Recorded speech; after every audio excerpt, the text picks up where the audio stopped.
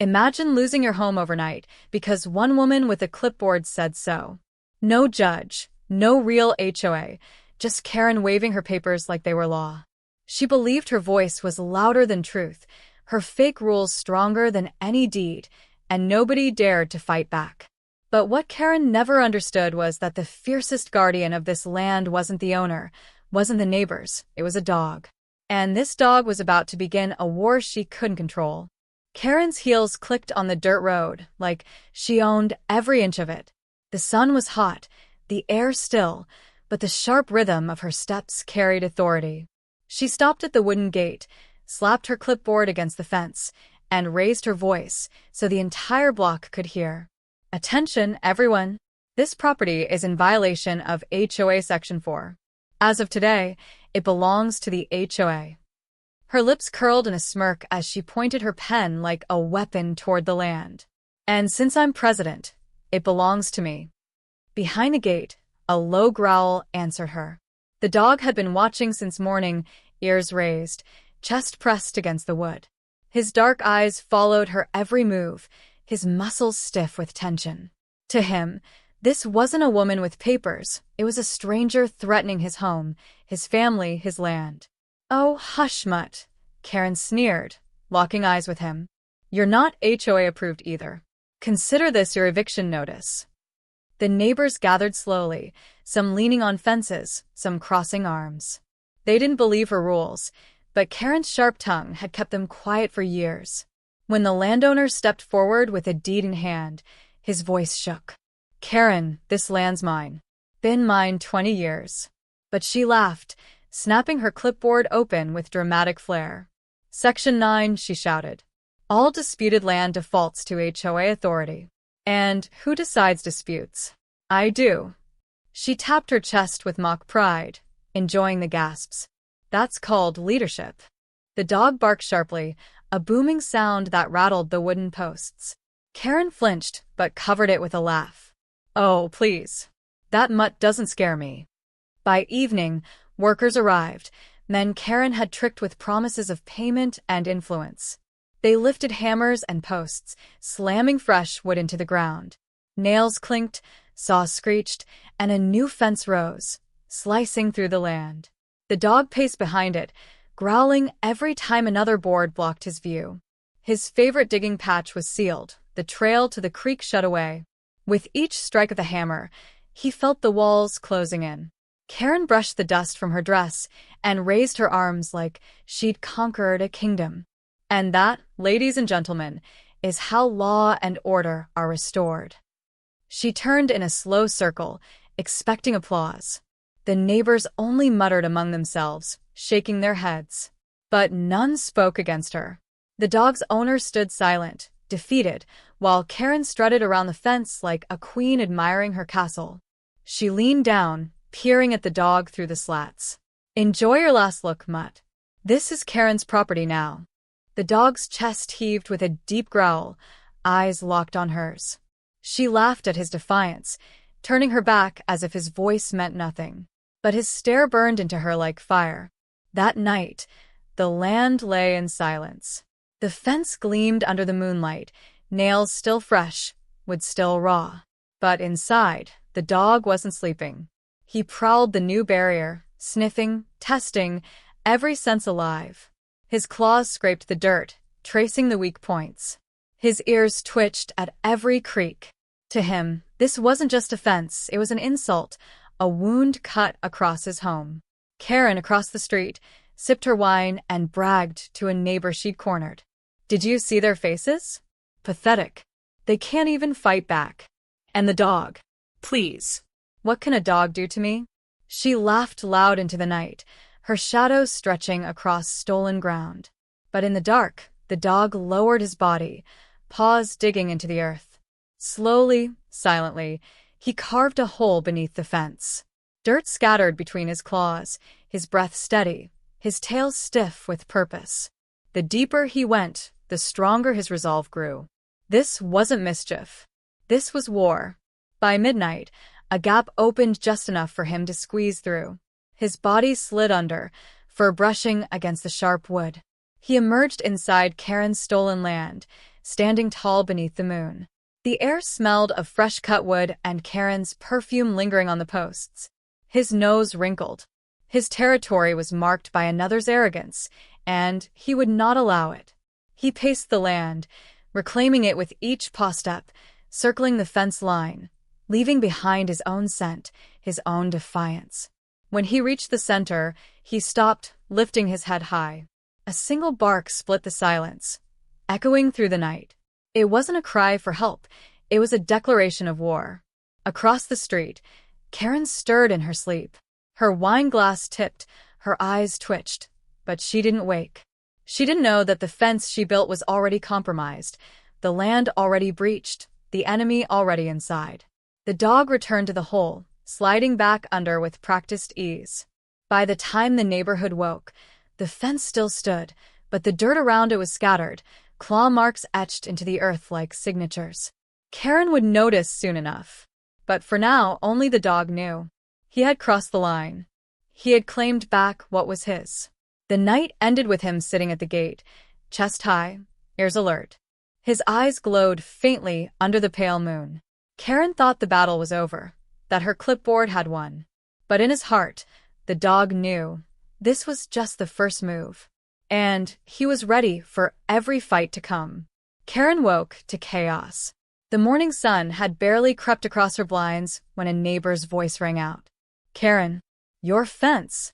She rushed outside, clutching her robe tight, hair wild, and saw it, claw marks streaking the dirt, small gaps beneath the posts, fresh paw prints cutting across the soil like signatures of rebellion. Her face flushed red. "Vandals," she hissed, gripping her clipboard tighter. "Someone dares test me." She didn't know the culprit was already watching from across the yard, tail flicking, eyes burning with quiet defiance. The dog had moved like a shadow in the night. His paws had dug tunnels under the fresh fence, sliding through as if Karen's barricades were nothing but a game. He sniffed the soil, circled the stolen land, then returned to his spot by dawn, satisfied. But he hadn't hidden his work. He wanted her to see it. He wanted her to feel that her so-called rules meant nothing. Karen stormed to the fence, heels sinking into soft earth, muttering threats under her breath. "They think they can outsmart me? I am the HOA president." She slapped the wood so hard it echoed. The neighbors gathered, pretending to sip their coffee while enjoying the spectacle. They whispered, trading knowing glances. Something about the marks didn't look like human vandalism. Something about them looked animal. The dog stood by the gate, posture proud, gaze locked on Karen. His lips curled just enough to show his teeth. She pointed her pen at him, as if it were a sword. "You," she snapped. "Don't you look at me like that. You're nothing but a mutt." But her voice shook just a little. That night, the dog returned. The moonlight cast silver stripes across the yard as he crept low, ears pricked for the faintest sound. His paws moved quick, claws slicing through dirt with practiced ease. He tunneled under the fence once more, slipping through like water, and reclaimed the stolen ground. This time, he did more than walk it. He dragged Karen's fake signs from the corners, tearing the paper in his teeth until scraps fluttered across the grass. He toppled her wooden stakes, chewing the ends until they splintered. Every step was deliberate. Every act was rebellion. Karen woke again to ruin. Her signs shredded, her fence dirted, her posts chewed. She screamed loud enough to wake the whole block. "Who is doing this?" she shrieked. Neighbors leaned on porches, hiding smiles behind their hands. They were starting to see a pattern. A war was unfolding, and the dog was winning. Karen paced in front of the land, clipboard pressed to her chest like armor. "This is sabotage. They're jealous of me." She adjusted her robe, hair flying, face red with fury. "But I will not be defeated." That evening, she marched door to door, knocking with such force the neighbors winced. She demanded answers, waving her clipboard, accusing everyone. "Who's been sneaking into my property? Who's responsible? Tell me now." But every door gave the same response, a shake of the head, a polite excuse, a slow closing of curtains. Nobody confessed. Nobody cared. The dog watched it all from the shadows, head tilted, eyes gleaming. She was unraveling, and he had only just begun. The third night came with heavier clouds, but the dog's resolve didn't waver. He slipped beneath the fence again, his body gliding through the earth like he belonged to it. He prowled Karen's stolen land, every paw step leaving mud across the soil. He clawed the posts deeper, leaving trails carved like scars. He even dragged away one of her plastic boundary markers, carrying it proudly in his jaws before dropping it in the middle of the street for all to see. At sunrise, Karen screamed again. Enough! Enough of this! She stomped the ground, heels sinking, fists trembling around her clipboard. Whoever is doing this will regret it. She turned to the crowd of neighbors who had gathered just to watch. Don't think I don't know you're laughing. Don't think I don't see you smirking. The dog sat at his gate, calm and silent, tail wagging slowly. His eyes met Karen's across the stolen fence. For a moment, the noise of neighbors, the clatter of her tantrum, all faded. It was just her and him, her lies and his truth, her fence and his freedom. She pointed at him, face twisted in rage. I'll catch you, she spat. I'll prove it's you. But he only blinked, ears pricking at the sound of a crow overhead, body relaxed. He didn't need to speak. His silence was louder than her screams. By the fourth night, the dog had grown bolder. He no longer just slipped through the fence, he owned it. He dug holes on one side, then another, turning her perfect straight lines into jagged ruins. He tore one of her notices from the posts, chewed it into pulp, and left it in front of her driveway. It wasn't random mischief. It was a message: your rules are nothing. Karen barely slept. She stood by her window in the dark, wine glass trembling in her hand, eyes darting at every rustle. She thought she saw shadows moving, but each time she rushed outside, there was nothing, only paw prints stamped in the dirt, fresh, undeniable. The neighbors noticed her exhaustion. Her voice was sharper in the mornings, her lectures shorter, her glares more venomous. She had always been arrogant, but now she looked desperate. And still, the dog did not stop. Each night, his mission grew clearer. He wasn't just defending land. He was breaking her, one piece of wood, one fake sign, one sleepless night at a time. By the end of the week, Karen's fence was riddled with holes, her signs destroyed, her pride battered. She stood outside one morning, mascara smudged, hair unkempt, clipboard hanging uselessly at her side. She looked across at the dog, who sat tall on a side of the gate, chest broad, eyes steady. This isn't over, she whispered, her voice hoarse, barely audible. I'll catch you. I'll end this. But the dog only tilted his head, tail flicking once, calm and steady. For him, this wasn't a battle of if, it was when. And as Karen retreated, gripping her clipboard like a lifeline, the dog settled down with quiet certainty. The war for the stolen land had only just begun. Karen could no longer laugh off the whispers. For days the neighbors had watched her unravel, and now they didn't even bother to hide their smirks. Coffee mugs tilted as curtains parted, children giggled behind fences, and everywhere she went, she felt eyes crawling across her back. She had spent years making people fear her clipboard, her so-called authority, but now the balance had shifted. They were waiting to see her lose. And deep down, Karen knew she was losing to a dog. Her pride stung like fire. If they want a war, they'll get one, she muttered, pacing across her living room with papers strewn around her.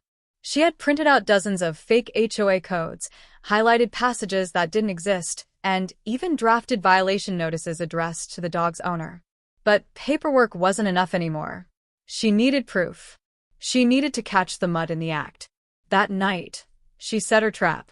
Karen marched into the stolen land under the cover of dusk, boots crunching against gravel, a flashlight beam slicing through the dark. She laid strips of chicken near the fence, but not for kindness. Each piece was tied with a thin cord attached to a small bell.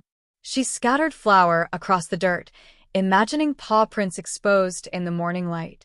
And most of all, she waited, crouched behind her fence, camera trembling in her hand. The wind stirred, carrying the faint rustle of leaves. Then a shadow moved.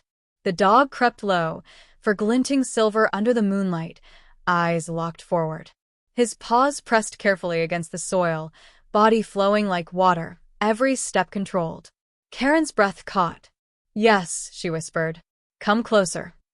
The dog paused at the bait. His nose twitched, ears shifting, body frozen. Karen's finger hovered above the camera button, sweat prickling her forehead. But then, as if mocking her, the dog turned his head toward her hiding place. His gaze pierced straight through the shadows. For a moment, their eyes locked, predator to pretender. And then, with effortless grace, he stepped around the cords, leapt over the flower, and vanished into the dark. Karen snapped photos wildly, but every frame came back blurred, empty, useless. She slammed her camera against her knee in frustration, a curse escaping her lips. "You think you're clever," she spat into the night. "But I am smarter."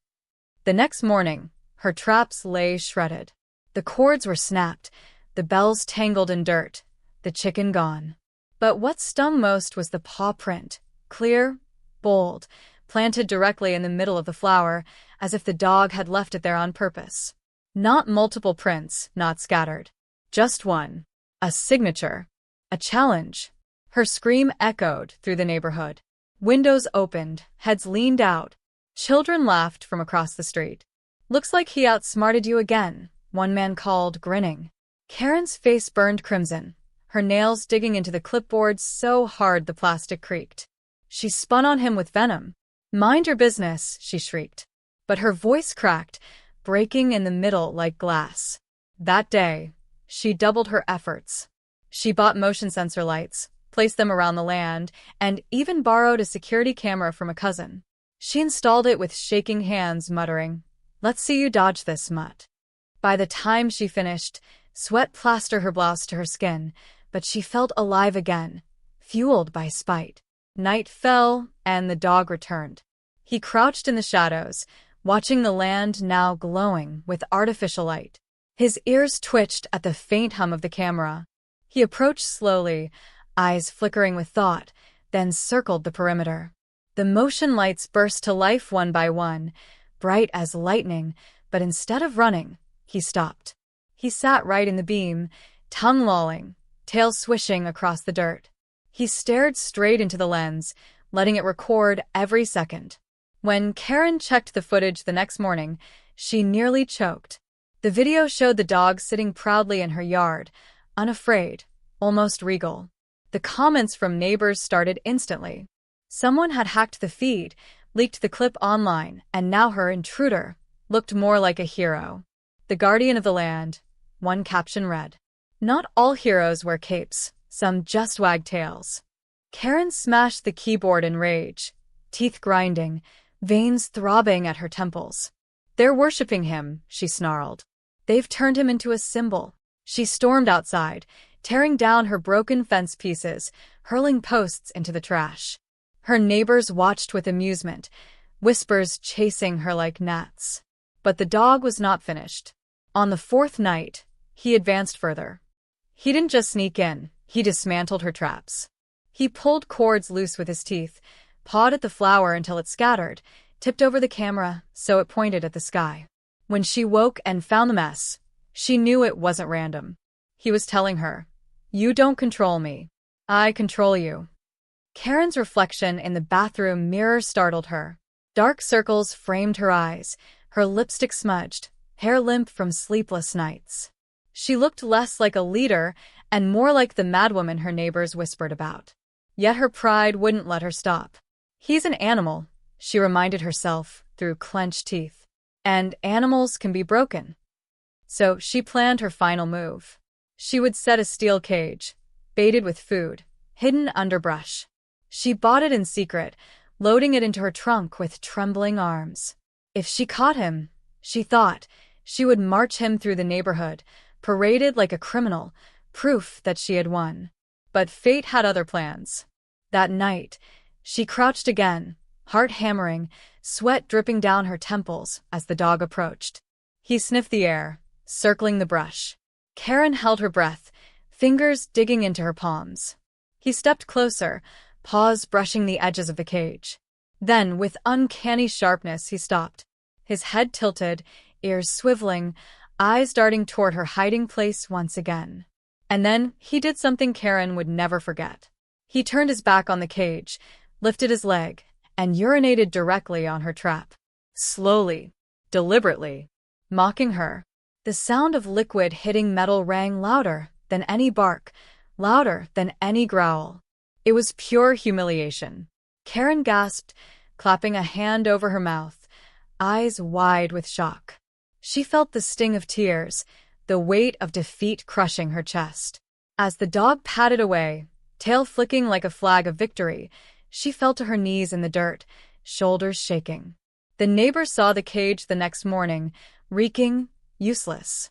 They saw Karen, pale and trembling, screaming at the sky.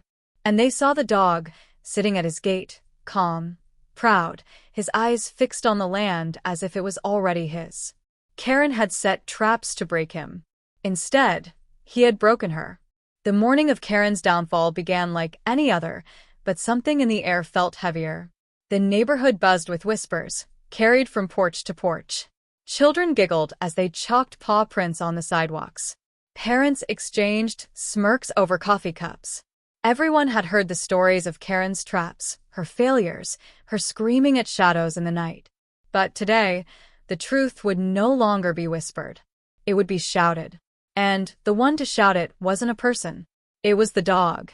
Karen, however, still carried herself with the arrogance of a queen. She marched to the center of the land she had stolen, clipboard tucked beneath her arm, her voice loud enough for the whole street. "Attention residents," she barked, as if summoning subjects. "Today marks the official annexation of this property into HOA jurisdiction. All violators will be fined. All disputes are closed. This land belongs to me now." She pounded a wooden stake into the soil, attaching a laminated sign that read, "Private property. HOA control." Her smug grin spread wide as she turned toward the crowd gathering across the street. But among them, at the very front, stood the dog. Silent. Unblinking. His body rigid, his eyes locked on her like a soldier awaiting his command. Karen sneered at him. "And you," she spat. "You are the reason this circus started. A mongrel with no rights. When this fence goes back up, you'll never step paw here again." The dog didn't move. He simply waited, ears twitching, nose lifted to the faint breeze. And then it began. One by one, the neighbors pulled out papers. Real papers. Deeds, records, receipts, all proving that Karen's so-called HOA had no legitimacy. The documents had been slipped into mailboxes overnight. No one knew how, but every single resident had received them. Proof of Karen's fraud. Proof of her lies. And every page smelled faintly of dirt and paw prints. Gasps rippled through the crowd. Murmurs turned to shouts. "She made it up," a man cried. "There is no HOA," yelled another. Karen froze, her confidence faltering as voices rose against her. She stole his land. She lied to all of us. She tried to trap the dog. Karen's face drained of color. Her hands shook as she clutched her clipboard tighter. "No, no, these are fabrications," she stammered. "These are not official records." She turned wildly toward her sign, fumbling with it. "You have to believe me. I am the HOA president." But then the dog moved.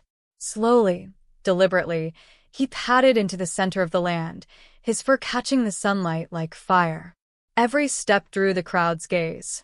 He reached the wooden stake Karen had driven into the soil, sniffed it, then placed his paw against it.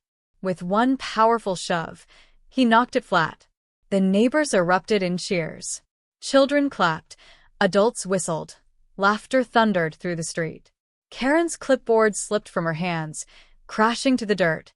Her voice was lost beneath the roar of approval for the dog, who now stood proudly in the middle of the land, chest heaving, tail high.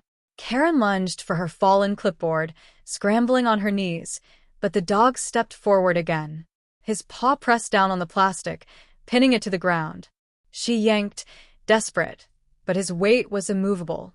His eyes burned into hers, and in that silent glare, Everyone understood the truth. She had no power here. A neighbor shouted, "Look at him. He's guarding what's rightfully his owner's." Another added, "He's more of a protector than she'll ever be a leader." Phones rose, capturing every second, every desperate movement of Karen clawing at the dirt, every triumphant stance of the dog. Karen's shrieks rose to a frenzy. "Stop filming. Stop cheering. You're all blind. He's just an animal." But the word echoed back at her, hollow, useless. Because the crowd wasn't looking at a mutt. They were looking at justice. They were looking at a guardian. The dog released the clipboard at last, letting it fall into the mud. With one final gesture, he lifted his leg and marked it, his claim undeniable, his message unmistakable. The crowd howled with laughter, tears streaming down their faces, their jeers drowning Karen's rage. She collapsed backward, mud smearing her clothes, hair tangled, lipstick smeared across her cheek. The queen of the clipboard was dethroned, her crown shattered, her empire burned by the simplest truth. Nobody feared her anymore. In the days that followed, the fence she had built was torn down by the very neighbors she once bullied. Post by post, wire by wire, the land was restored to its rightful owner. And every step of the way, the dog patrolled at their side, tail wagging, barking joyfully as if commanding the restoration himself. Karen's house grew silent.